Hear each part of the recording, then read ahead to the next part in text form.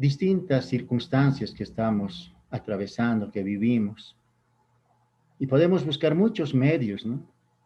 Podemos buscar consejo de amigos, de los padres, o buscar en la gente. Salimos a las calles y sin a veces pedirlo, escuchamos un comentario, qué está pasando, o cómo va a ser más adelante, qué vendrá, o en la prensa. Bueno, siempre deseamos, ¿no? Escuchar, saber algo, y es más, deseamos hablar con alguien y más aún en este tiempo. Yo recuerdo que aproximadamente en estas circunstancias o en este momento, digamos, de nuestras reuniones presenciales que sosteníamos ahí en la casa, este era el momento en el que las familias, las personas tomábamos un espacio para darnos un saludo, un abrazo, tal vez después de una semana o más tiempo, participar de la mesa del Señor, dar unos pasos dentro del local y, bueno, después volver a nuestros sitios para continuar la comunión escuchando la palabra. Y ahora, bueno, como que no sabemos, ¿no? Algunas veces nos permiten y es bueno, generalmente al final, que podamos abrir el micrófono, saludar, extender la mano, o por lo menos batir la mano para procurar estar algo cerca, ¿no? Pero necesitamos, y esa es, yo creo, una básica necesidad del ser humano, ¿no? Necesitamos compartir con alguien, estar cerca de alguien, charlar con alguien, contarle nuestros deseos o nuestros logros o nuestros recuerdos, darle la mano, darle un abrazo. Y en este tiempo que el Señor nos tiene, así en los hogares, más tiempo que en otras ocasiones, yo creo que muchos de nosotros hemos vuelto a tomar en las manos, ¿no? La Biblia y mejor si es una Biblia convencional, digamos, y leerla, pero no solamente leer, sino dialogar con ella, charlar con la Biblia, porque podemos honrar nuestra propia fe viendo que la Biblia es la palabra del Señor y nos va a hablar. Hay muchas cosas, por supuesto, hay muchas respuestas a nuestras inquietudes, interrogantes, deseos de aprender que están en la palabra. Prácticamente es nuestro manual. Y hay otras cosas que también nos induce a pensar, a analizar, a buscar dentro de la misma palabra. ¿Qué hacemos cuando hay algún tipo de necesidad? ¿Qué hacemos cuando tenemos una inquietud? Y así en tiempo de diálogo con la palabra, en estos días, en esta semana podríamos decir que el Señor me llevó y lo que quiero compartir a la historia, ¿no? Cuando hay necesidad y en varias épocas de la historia bíblica, el Señor nos muestra que el pueblo, las familias, han pasado tremendas necesidades, crisis, aflicciones. Y recuerdo un poco acerca de la historia de Jacob cuando estaba en Canaán con sus hijos, que hubo un hambre en esa tierra, un hambre que anunciaba y, eh, y que iba a ser por mucho tiempo, ¿no? ¿Y qué hacer en ese tiempo? ¿Qué hizo el patriarca Jacob en ese tiempo cuando vino una tremenda crisis, ¿no? Sequía, seguro, hambre.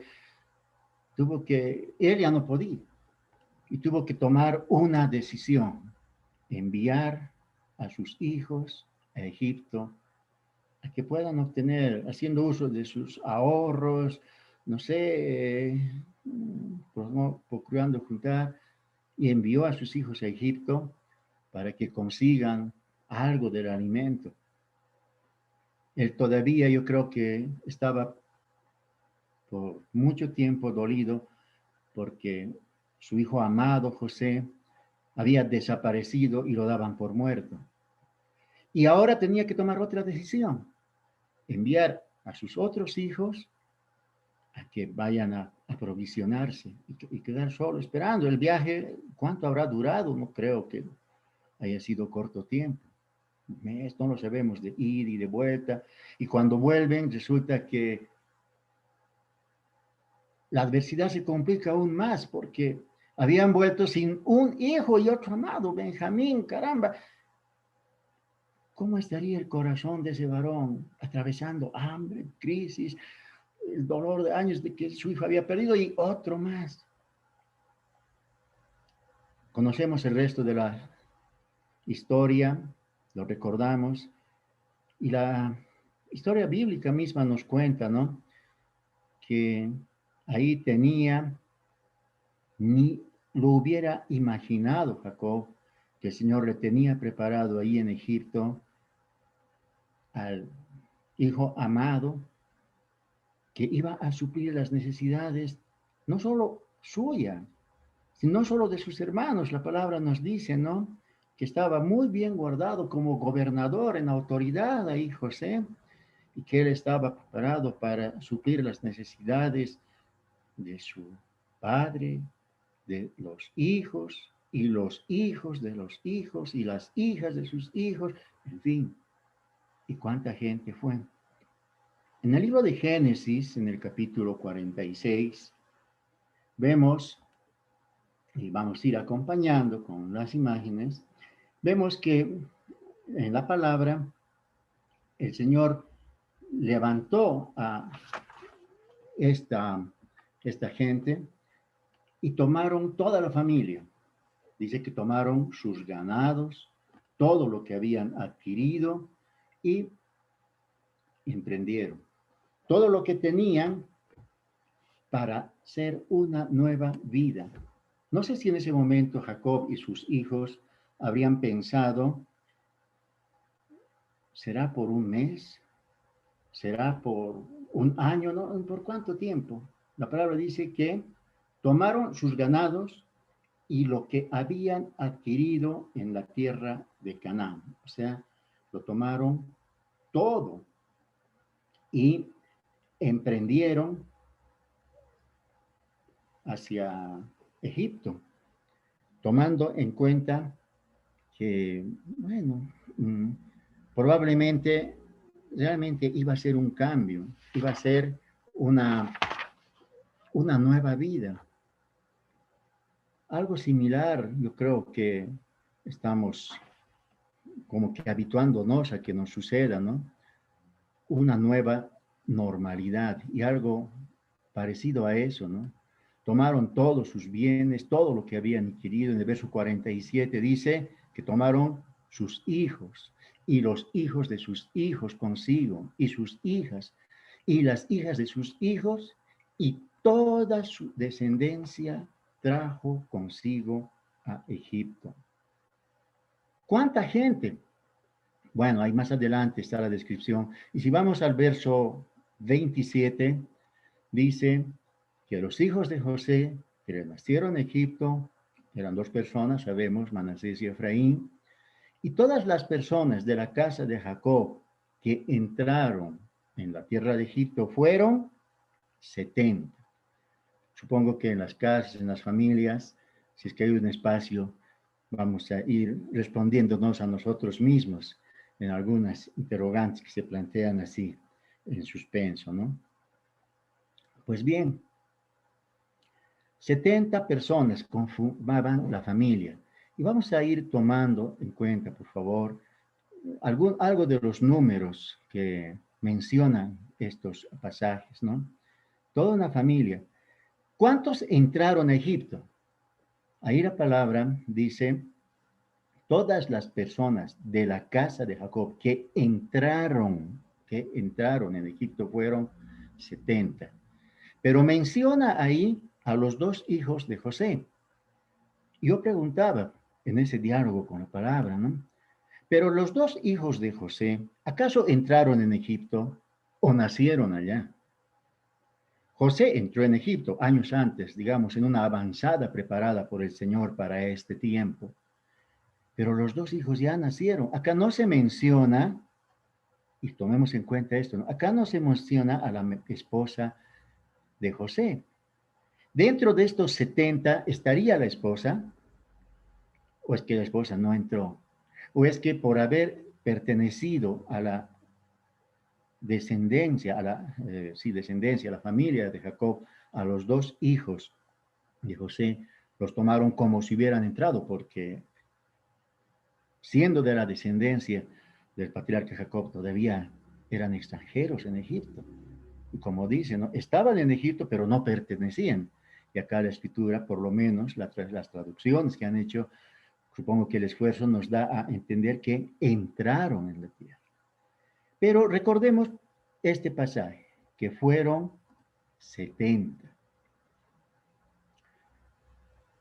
Ya he mencionado que para llegar a ese espacio, a esa decisión solemne, a esa decisión trascendental, Jacob tuvo que pensar, ahora tenemos que cambiar de hábitat, tenemos que irnos, ni modo, vamos a aprender una nueva vida. Queda un poco atrás la crisis y van muchas promesas allá. Y por supuesto, muchas promesas y aún más de lo que pensaba la familia se han cumplido. Pero ¿conocería Jacob algo acerca de Abraham y de lo que el Señor le habló a Abraham? Yo creo que por supuesto que sí. Abraham era su abuelo, ¿no? Aun cuando poco se menciona en la escritura esa palabra, pero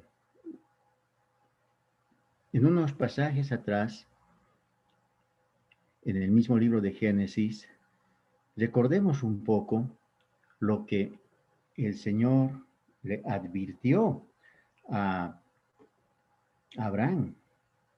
En Génesis 15, verso 13, la palabra nos recuerda y dice que el Señor advirtió que la tierra iba a ser esclava.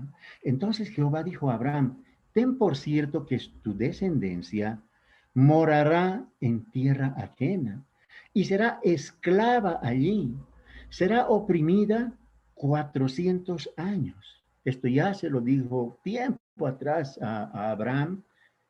Y por cierto, no creo que Isaac, el padre de Jacob, haya pasado por alto en mencionarle, en recordarle, porque conocemos que la palabra, la enseñanza por entonces pasaba de generación en generación y en la instrucción que recibían los niños y los jóvenes que venían de las generaciones pasadas, tendría que haber estas memorias.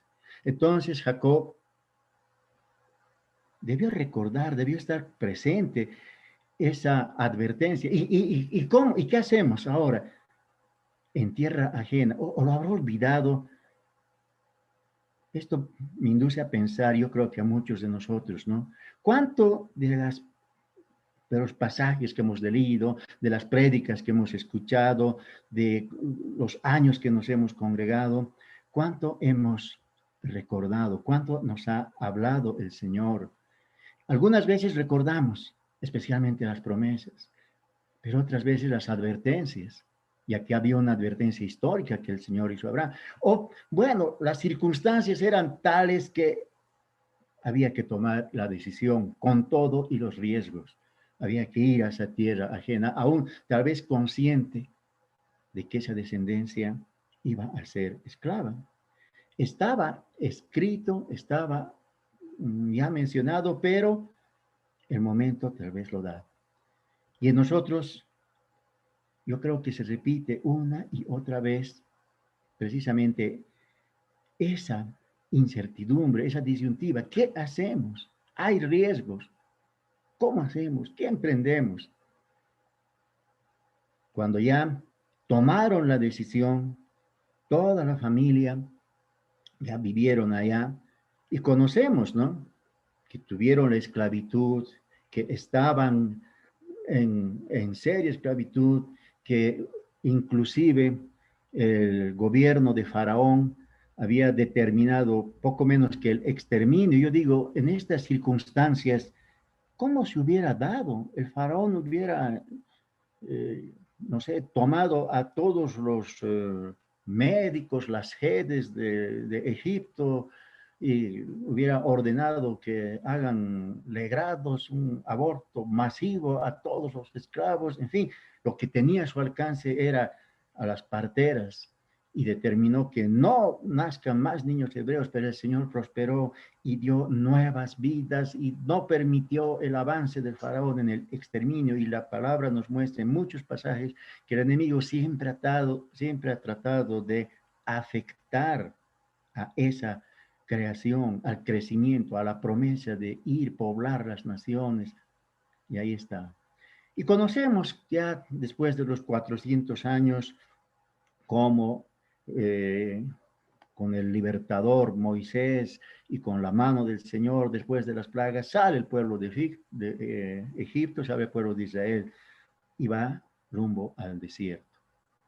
Salen esclavos, pero esclavos poco menos que millonarios, porque el Señor puso en gracia, de acuerdo a su promesa, y van con ofrendas, con joyas, con oro, y bueno, conocemos gran parte de la historia. Quiero que más o menos recordemos los números. Hemos hablado que eran 70 personas. Hemos recordado que estaban 400 años. Estamos hablando un poco de números, ¿no? Y continuando, vamos a ir precisamente al libro de números. Y en el libro de números, capítulo 1, a partir del verso 1, 2, 3, el Señor ordena y le dice a Moisés y Aarón que tomen censo, ¿no? Tomad el censo de toda la congregación de los hijos de Israel por sus familias, por las casas de sus padres, por la cuenta de los nombres, todos los varones por sus cabezas. Si alguien puede subrayar o por lo menos recordar, quisiera que esas tres palabras se mantengan un poco en nuestra memoria. Todos los varones en el verso 2, ¿no? Por sus cabezas. ¿Y qué varones? Varones de 20 años. Todos los que pueden salir a la guerra, los contaréis tú y Aarón por sus ejércitos. Más o menos esto me induce a meditar, a concluir que era suficiente que tengan 20 años para que estén preparados para la guerra.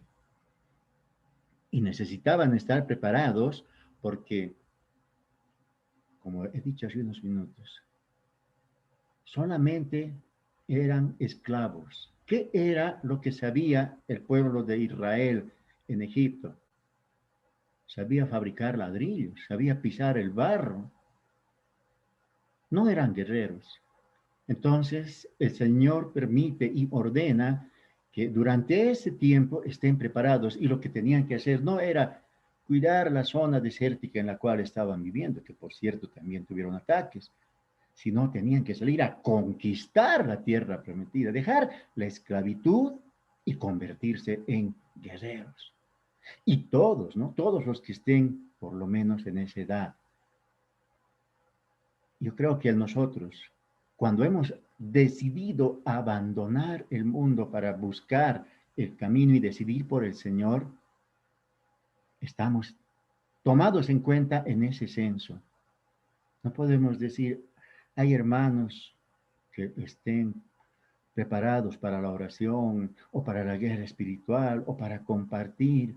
Ahí dice, todos los que tengan arriba de 20 años están preparados. No, no creo que hayan habido omisos. Se puede ver ahora cómo, cómo uno trata de eludir en la parte natural, ¿no? Antiguamente habían tremendas filas para el reclutamiento del servicio militar. Creo que actualmente hay más premilitares que soldados activos, porque es más fácil. Y si pudieran evitar, yo creo que lo harían.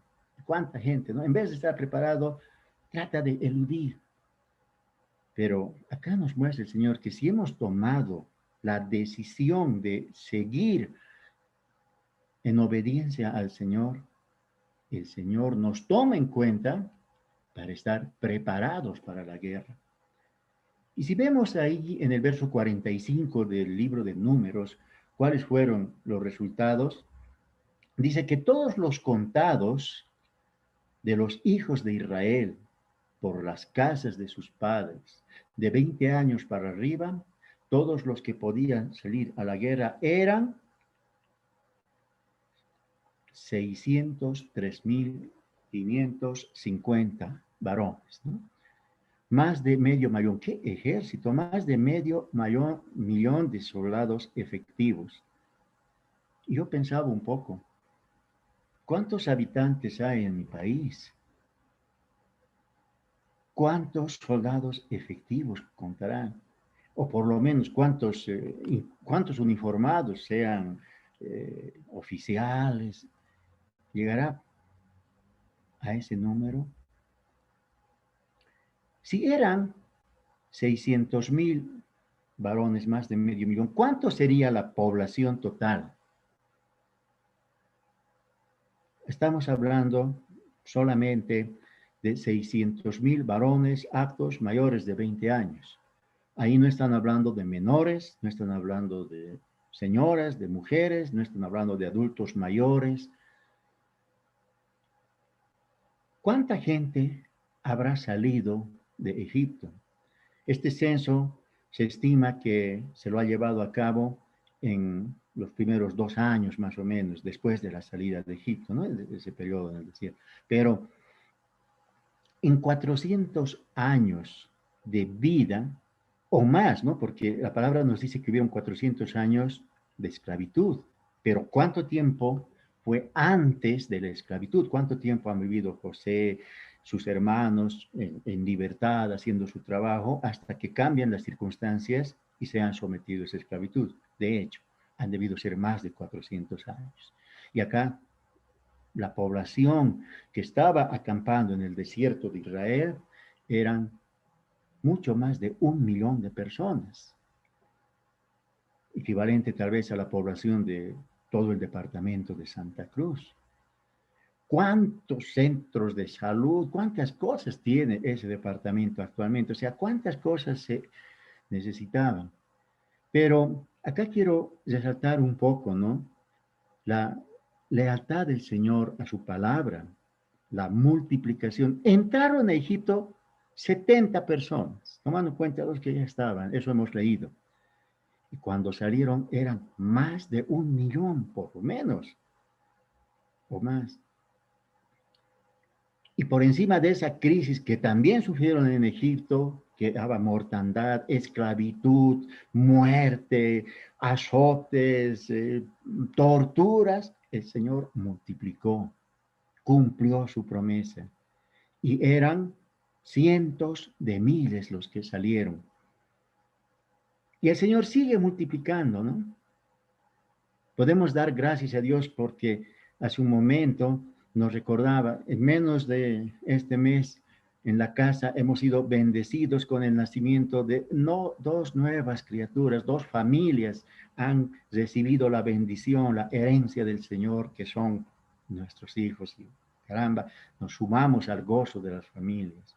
El día de ayer también hemos compartido que el Señor ha añadido un año y ha comenzado un nuevo año en la vida del pastor de la iglesia, Alberto. Creo que todos nos sumamos, nos regocijamos y vemos cómo el Señor, así en grandes, en pequeñas, en números y demás, sigue cumpliendo su promesa. Él ha prometido que va a multiplicar, Él ha prometido, de Él viene la vida. Y acá podemos ver esa evidencia, cómo se ha multiplicado el pueblo, ¿no? El pueblo de Israel, estando en esclavitud, está ahora en el desierto y necesitaba, una vez más, como está tal vez de moda ahora, necesitaba vivir una nueva normalidad. Necesitaba prepararse para la guerra, necesitaba ir a invadir. Ya quedaron atrás los fabricantes, lo que eran ladrillos, pero ahora tampoco estaban de vacaciones, sino el Señor los llamaba para que se preparen. Y no olvidemos que el mismo pueblo de Israel en más de una ocasión se rebeló contra Moisés, porque decía, allí teníamos para comer, teníamos puerros, estábamos, en otras palabras, estábamos bien siendo esclavos, como que extrañando la esclavitud. En otras palabras, extrañando el pecado, extrañando el mundo. En este tiempo que nos ha tocado vivir muchas cosas, yo creo que dentro de nuestro anhelo estaba, ¿y cuándo va a volver como era antes?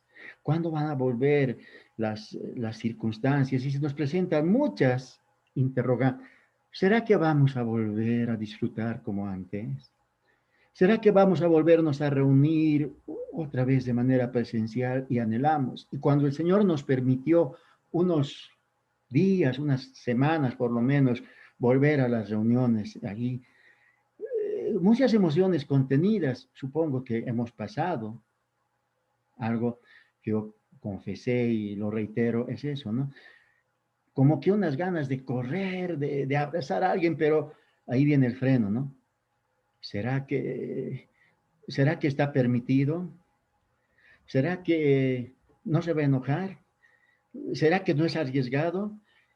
¿Será que puedo hacer? ¿Será que no lo puedo hacer? Y muchos de nosotros buscando qué será lo bueno, qué estará permitido, qué es lo que no podemos hacer, en fin,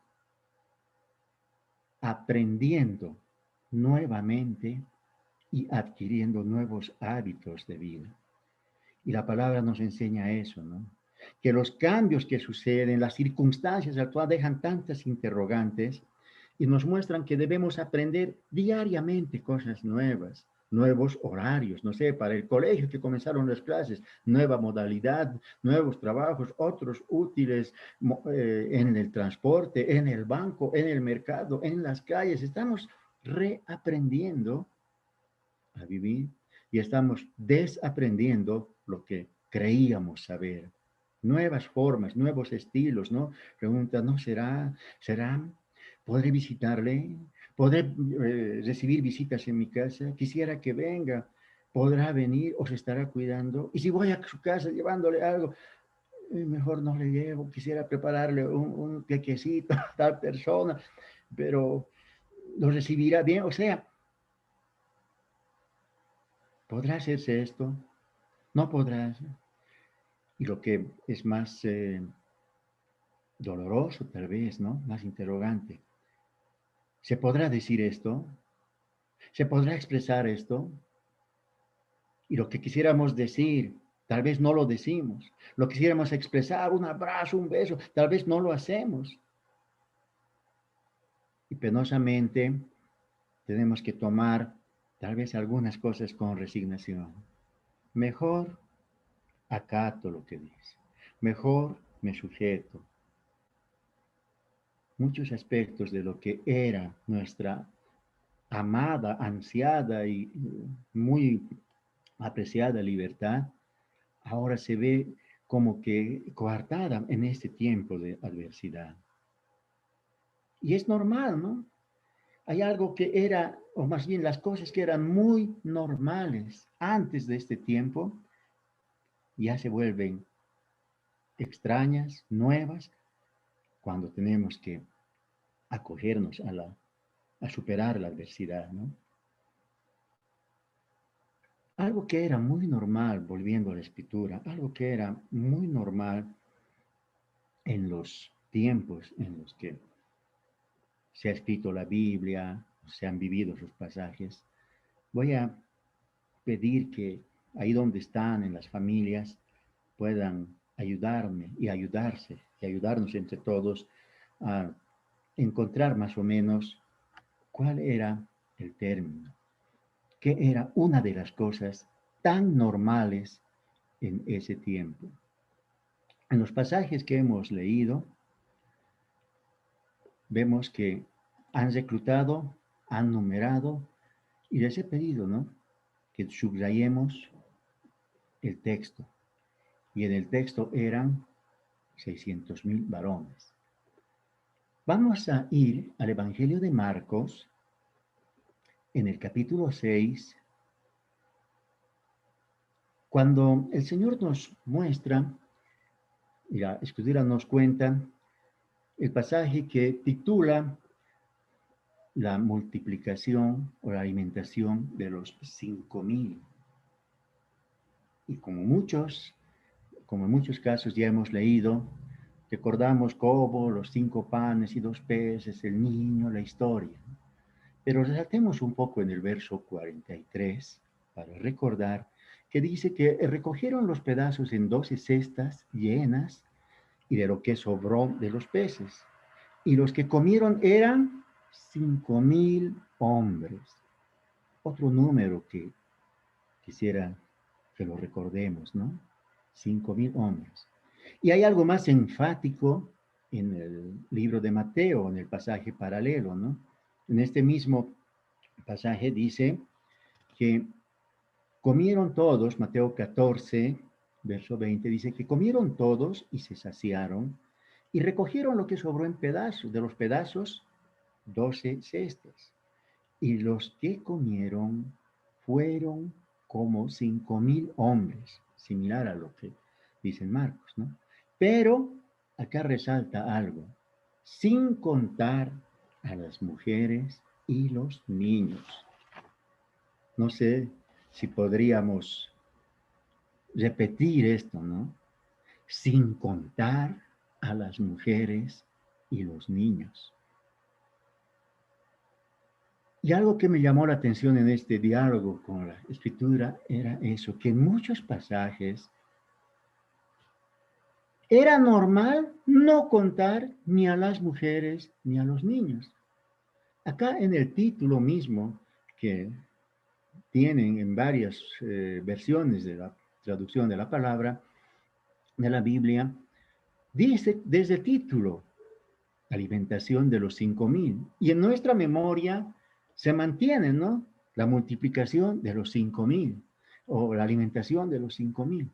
Pero dentro de los 5.000 no estaban contadas ni las mujeres ni los niños. Vale decir que cuánto sería la multitud que han sido alimentados. De hecho, sobrepasaban los tal vez 10.000, asumiendo que cada familia por lo menos ha contado con unas 4 personas, estamos hablando de 20.000 personas, todo un estadio lleno que había sido alimentado, más o menos, ¿no? Equivalente a esa cantidad o más. Pero la costumbre de esa época, en la época que fue escrita, que fue hablada, e inclusive tal vez en la época que fue traducida la palabra, nos dice que era normal. La normalidad entonces era no contar a las mujeres ni a los niños. En esa época también, nuestro Señor Jesús habló algo acerca de los niños y sabemos, ¿no? La palabra misma nos dice, dejen que los niños vengan a mí. Era otra la opinión del Señor, ¿no? Porque ellos son el reino y si ustedes quieren ser parte del reino, traten de parecerse a los niños. ¿Qué dice el maestro acerca de los niños? Por supuesto, para mí cuentan, dice el Señor. Y cuentan bastante. Cuentan tanto que de ellos es el reino de los cielos. Poco menos que son los propietarios. Si no se parecen ustedes a los niños en toda su espontaneidad, en su ternura, yo creo que muy difícil que entren en el reino. Y aún más, ¿no? Dice, de la boca de los niños y de los que mama el Señor, de los que mama el Señor fundó sus fortalezas. Y desde el embrión nos ha conocido el Señor. Hay cuántos pasajes de la Escritura que nos muestran justamente eso, ¿no? La fortaleza, la opinión del Señor desde la creación acerca de los niños. Pero acá ha pasado el tiempo, yo creo que la población, la dureza, las condiciones han adoptado una actitud tan normal que con absoluta naturalidad se relata, se cuenta, se traduce y se lee a través de las generaciones sin contar a los niños ni a las mujeres. Y nadie se alarma, nadie se escandaliza porque era lo normal. Y a propósito de las mujeres, conocemos pasajes en el trato que inclusive era bastante cruel. Y hasta hace años, ¿no? Inclusive en la época actual, había países que sin necesidad de haber esclavitud, no había ni votación, no había muchos derechos. Conocemos otros países, especialmente del Medio Oriente, donde está muy relegada la condición de la mujer y eso da lugar a otro tipo de reacciones que más bien desvían en vez de orientar, ¿no? En nuestro país se ha adoptado un concepto de despatriarcalización, cual si fuera volver a la escritura y al contrario, ha distorsionado más bien. Pero vemos cómo el Señor, por ejemplo, en el encuentro que tuvo con la mujer samaritana, en el encuentro que tuvo con ese grupo de varones que pretendían apedrear a otra mujer encontrada en el acto de adulterio, vemos cuál era la opinión, cuál era el concepto, cuál era la posición de nuestro Señor respecto también a las mujeres. Entonces, lo que era normal para el mundo, para la población en ese tiempo, no es precisamente lo que es aceptado o lo que es definitivamente apto, acepto delante del Señor en el reino de los cielos. En el capítulo 26 del libro de Mateo, en el verso 13, la palabra nos muestra un aspecto relatado por nuestro Señor. Dice, de cierto os digo, que donde quiera que se predique este evangelio, y eso es lo que estamos haciendo ahora, en todo el mundo, no solamente en ese lugar, también se contará lo que ésta ha hecho para memoria de ella. Y esto lo dijo el Señor con sus mismas palabras, haciendo énfasis. En medio de un grupo, estaba en un banquete y, y él advirtió un concepto diferente, ¿no? En todo el mundo se contará. Ya yo creo que los que hemos encontrado el pasaje, sea en nuestra memoria o en nuestro celular o en la Biblia que estemos utilizando, ya sabemos que en este texto se refiere a la mujer del frasco de alabastro, ¿no? A María. Entonces vamos a ampliar un poco el texto y vamos a ir hasta el mismo capítulo 26 a partir del verso 6. Y la escritura nos cuenta que estaba Jesús en Betania, en casa de Jesús el leproso. Este relato lo conocemos en varios de los pasajes de la escritura y nos muestra el acto ese solemne, ¿no? De la mujer que días antes de la pasión final de nuestro Señor decidió ingresar.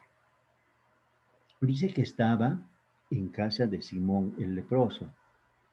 Y bueno, aquí corresponde, ¿no?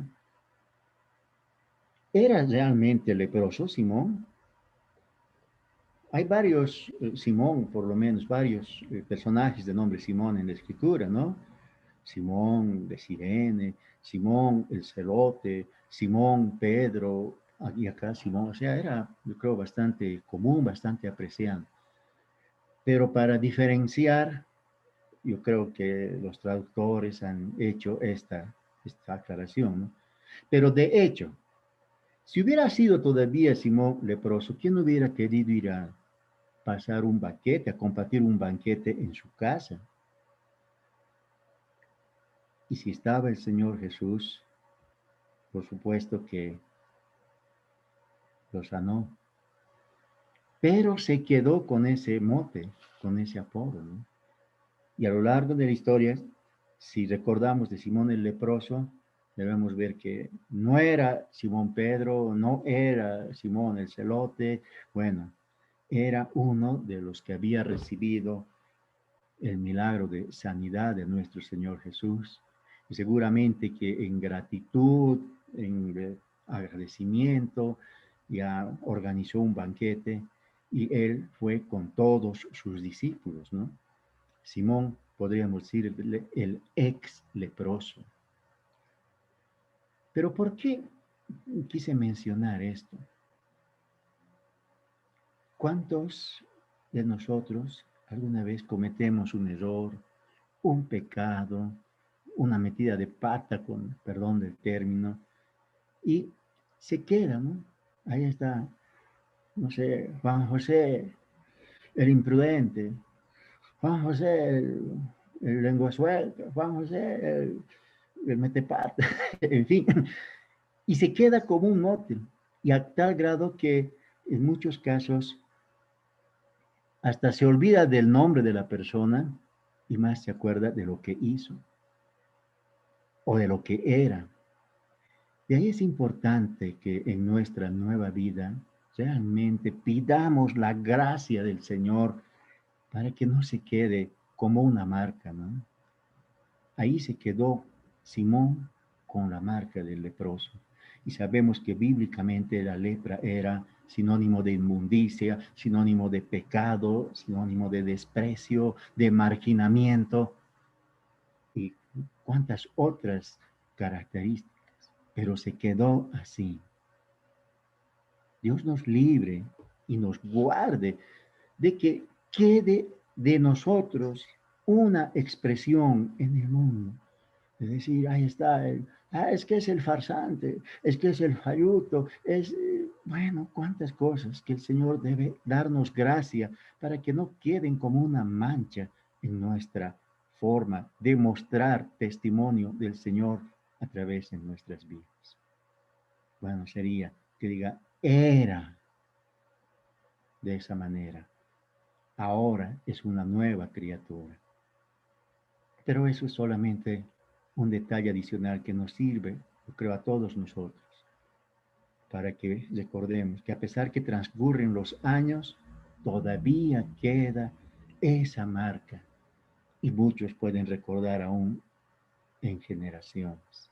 El Señor nos ayude a limpiar tal vez muchas manchas de lepra que han quedado, que hubieran quedado en nuestro ser por cualquier circunstancia y que podamos presentarnos, como dice el Señor, ¿no? Blanco como la nieve, delante del Señor y también como testimonio a las naciones, delante del mundo que convive con nosotros. Verso 7 dice que vino a él una mujer con un vaso de alabastro, de perfume, de gran precio, y lo derramó sobre su cabeza o sobre la cabeza de él, estando él sentado a la mesa. Vino una mujer. Ojo, ahí, por una parte, yo creo que la mayoría eran hombres, ¿no? Los discípulos del Señor, todos varones. El dueño de la casa, Simón, varón. En los pasajes paralelos podemos ver que estaba con sus discípulos, estaba en Juan, también en Marcos, esta misma enseñanza. Y Marta estaba sirviendo, pero de pronto, no sé, irrumpió tal vez la mujer, porque dice, vino a él una mujer. No vino a compartir el banquete. Es más, por lo menos no hay una señal que vino, tocó la puerta, pidió permiso. Digo, ¿se puede? ¿Puedo hablar un rato con el maestro? ¿O quedarse en la puerta? Quería darle un encargo. No, vino la mujer con un vaso de alabastro. Y los que hemos leído un poquito más sabemos que el alabastro es un envase, es una forma de marfil, ¿no? O sea, el envase ya era lo más valioso, ¿no? De un material valioso. Y si el envase era fino, El contenido, por supuesto, que lo era mucho más. Y la palabra enfatiza cuando habla de un perfume de gran precio. Ahí pregunto, ¿qué les pasaba en ese entonces a las mujeres que sobrepasaban la autoridad del varón? ¿Qué riesgo corrían? Y acá no solamente había un varón, era una contra varios.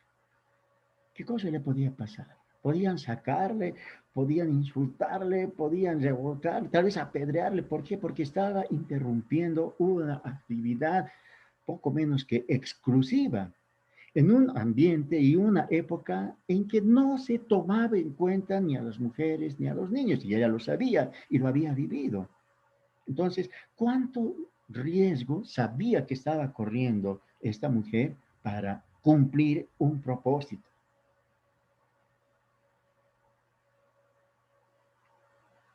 Pero lo tenía preparado y tenía lo que seguramente había guardado. Si era un perfume de gran precio, de hecho, no ha debido comprarlo o por lo menos reunir en poco tiempo, ¿no? Para tener algo de gran precio se necesita trabajar, ahorrar, preparar y tenerlo por mucho tiempo. Sabemos al Señor que todo lo que pidamos, que todo lo que pidamos al Padre en el nombre del Señor Jesús, lo hará, será hecho por mi Padre. ¿Qué diferencia acá? Esta mujer no vino a pedir en el nombre de Jesús. Esta mujer vino a entregar a Jesús lo mejor que tenía, fruto de cuánto tiempo de ahorro, ¿no? Es bueno pedir al Señor, es bueno. Y cuántas veces nosotros nos derramamos haciendo nuestro clamor, nuestra petición, y mucho más en este tiempo de necesidad, de aflicción, de incertidumbre. Es, caramba, realmente un recurso inigualable la oración, la petición, el clamor delante del Señor. Y de la misma forma yo creo debe ser la adoración, la alabanza, la ofrenda del Señor. Acá vemos que en la expresión, que en la actitud de la mujer no había petición, solamente había ofrenda, adoración, reconocimiento, ¿no? Al decir que lo derramó sobre su cabeza, sabemos que ungir sobre la cabeza reconoce que eres el rey, que eres la autoridad, está reconociendo que eres la máxima autoridad y derrumbándose delante de ese señorío. Sabemos también que los reyes eran ungidos así, y el aroma, como era un perfume de tal precio, o sea, actualmente hace poco conversaba con personas que más o menos entienden algo de cosmetología, ¿no? Y hablando de colonia, de loción, decía, ¿no? Que es una mezcla, que tiene parte de alcohol, parte de agua y parte de perfume, ¿no? Y bueno, mientras más cantidad de perfume tiene, es más fino, pero acá la escritura nos dice que era puro, ¿no? Perfume de gran precio, o sea, lo mejor que tenía la mujer que lo entregó y vino a dar, no vino a participar del banquete, no vino a pedir, no vino a... Es más, irrumpió sin pedir permiso, directamente a cumplir. Está el maestro y tengo que cumplir y tengo que dar lo mejor, cuánto tiempo de oración, cuánto tiempo de espera y cumplió. Cuando cumplió su objetivo y derramó, estaban ahí sus discípulos, toditos ahí, varones, que sí eran tomados en cuenta, que sí su palabra era escuchada. Y en el verso 8 dice que esos discípulos que estaban ahí cerca, ¿qué hicieron? Se enojaron. Al ver esto, los discípulos se enojaron diciendo, ¿para qué este desperdicio? Lo que para la mujer era adoración, para los discípulos era desperdicio. ¿Por qué? Porque estaba derramado seguramente aroma, estaba derramado desde la cabeza, en su ropa. Cuando nos derramamos delante del Señor, entregando todo lo que hagamos, todo lo que somos, todo lo que queremos, de ninguna manera es un desperdicio. Así lo crea. El Señor lo ve como algo de gran precio. Es posible que el medio lo vea. ¿Para qué, pues? Estás desperdiciando tu tiempo, estás desperdiciando tu juventud, estás desperdiciando tus recursos. Y caramba, aquí dice que eran discípulos. En dos pasajes podemos ver cómo la opinión de personas que aún siendo parte, en este caso, de los discípulos del Señor, que habían pasado años con él, que habían acompañado los milagros, es más, algunos hasta habían sido partícipes de hacer milagros, tenían otra opinión. Consideraban un desperdicio el derramarse delante del Señor. Consideraban un desperdicio la ofrenda. Dios nos libre de tener una opinión adversa a lo que el Señor es, a lo que el Señor habla. Y como para hacer una decoración, dice en el verso 9, porque esto podía haberse vendido a gran precio y haberse dado a los pobres. El Señor ya habló, ¿no? Ahí se ve seguramente algo de memoria, ¿no? Conocían los discípulos qué era lo que había pasado en Samaria con la mujer samaritana, qué era lo que había pasado con otros casos de mujeres, la que iba a ser apedreada. Entonces, tal vez si directamente se dirigían a la mujer y trataban de increparlo como era normal en ese tiempo, lo hubieran agravado aún más el Señor. Entonces, para poder encontrar otro camino, no se dirigían a la persona, sino al hecho, ¿no? Es un desperdicio el hecho. Pero el Señor en el verso 10 nos muestra, ¿no? Dice, entendiendo Jesús, le dijo, ¿qué cosa es lo que entendió el Señor? Que los comentarios no eran por el amor a los pobres, que, no, sino que estaban dirigidos a la mujer. Y les dijo directamente, ¿no? Verso 10 dice, entendiendo Jesús, les dijo, ¿por qué molestáis a la mujer? Los discípulos no estaban pensando en los pobres, ni en la obra social, ni en la incomodidad del maestro, nada. Querían de alguna forma manifestar su malestar en contra de la mujer y el Señor lo sabía. Y directamente los confronta. Dice, ¿por qué le molestas a la mujer? A los pobres siempre los van a tener con ustedes. Pero esta mujer ha venido a derramar el perfume sobre mi cuerpo. Lo ha hecho a fin de prepararme para la sepultura.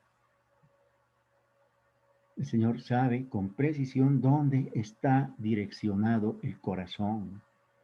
Y eso es lo que recién en el grupo familiar, en las anteriores prédicas hemos dicho, ¿no? Lo que hagamos exteriormente lo ve el mundo y lo ve el Señor. Pero la intención del corazón en lo que estamos haciendo lo ve mucho más el Señor.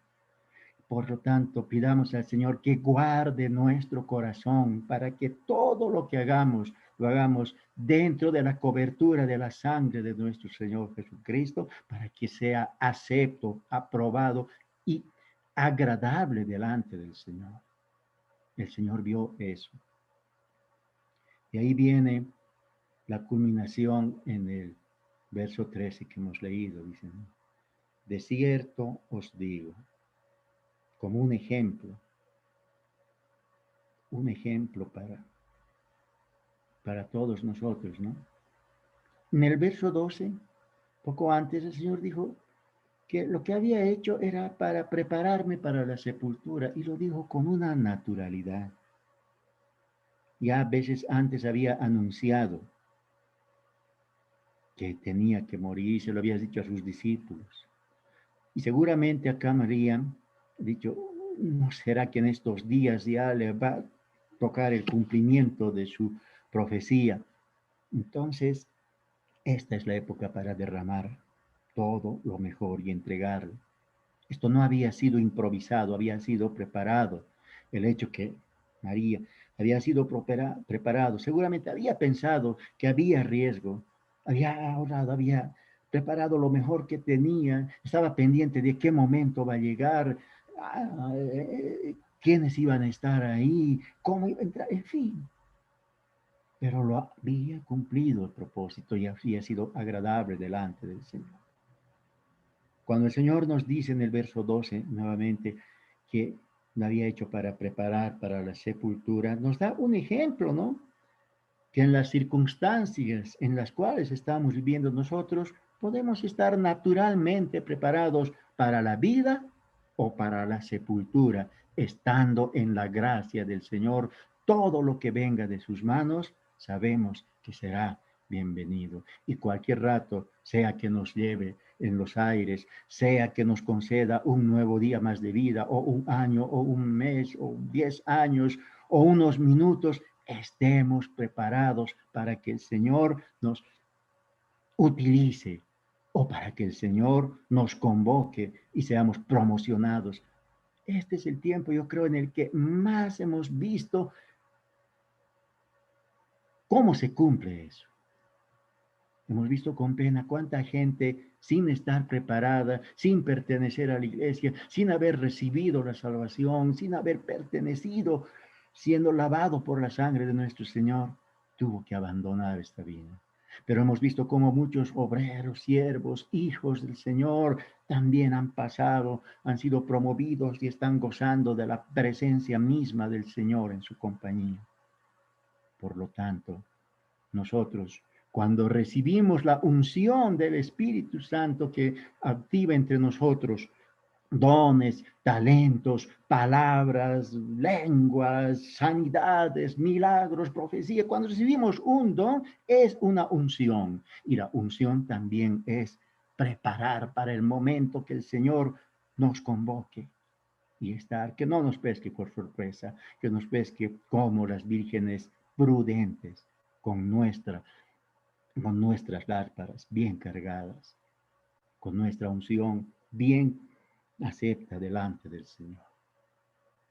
De cierto os digo que donde quiera que se predique este evangelio en todo el mundo, también se contará lo que ésta ha hecho para gloria, para memoria de ella. El Señor tiene memoria de lo que hagamos. No esperemos que el mundo nos honre.